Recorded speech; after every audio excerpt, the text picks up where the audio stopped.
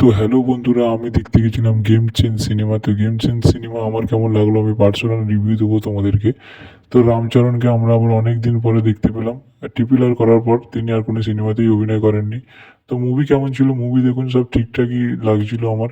সেই লেভেলের অ্যাকশন, গানগুলো ছিল খুব ভালো। পিছনে একটা ব্যাক স্টোরি ছিল, যেটা রামচরণের ব্যাক স্টোরি, মানে তার আগেকার জীবনে তিনি কি করতেন সেটা দেখাবেন।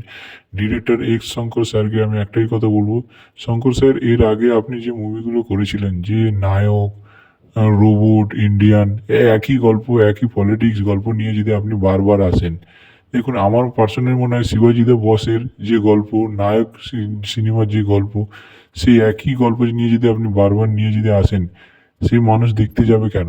আপনি এর থেকে যদি এটা ওটিতে রিলিজ করে দিতেন, এটা হলে যাওয়ার কোনো প্রশ্নই ওঠে না। আর আমার রামচরণের অ্যাক্টিং খুব ভালো লেগেছে। যেরকম আমরা দেখে অভ্যস্ত রামচরণকে, খুবই ভালো লেগেছে। আর সেই একই গল্প, সেই আমাদের নায়ক সিনেমায় মুখ্যমন্ত্রী হবে 7 দিনের জন্য, সেই একই গল্প নিয়ে যদি আপনি বারবার আসেন, বলিউডের অবস্থা এমনিতেই খারাপ, আর সাউথের ভালো গল্পের জন্য লোক সিনেমায় যায়, হলে যায়। কেউ হলে গিয়ে যদি সেই একই গল্প বারবার দেখে, সে তাহলে মানুষ কেন যাবে? এর থেকে বরং আপনি ওটিটিতে রিলিজ করে দিতেন, ভালো হতো। তো আমার সব কিছু ঠিকঠাকই লেগেছে মোটামুটি, খুব একটা খারাপ নয় সিনেমাটা। আর আমার একটাই বক্তব্য আছে, যেটা হলো যে এই রামচরণকে আপনি যখন প্রফেশনাল ডাবিং আর্টিস্ট দিয়ে ডাবিং করাচ্ছেন, আপনি সবাইকে দিয়ে যখন ডাবিং করাচ্ছেন, তখন আপনি ভিলেনকে কেন করালেন না? ভিলেনের নিজের সাউথের ভাষায় ইয়ে করিয়েছেন, তিনি ঠিক মতন হিন্দি বলতে পারছে না।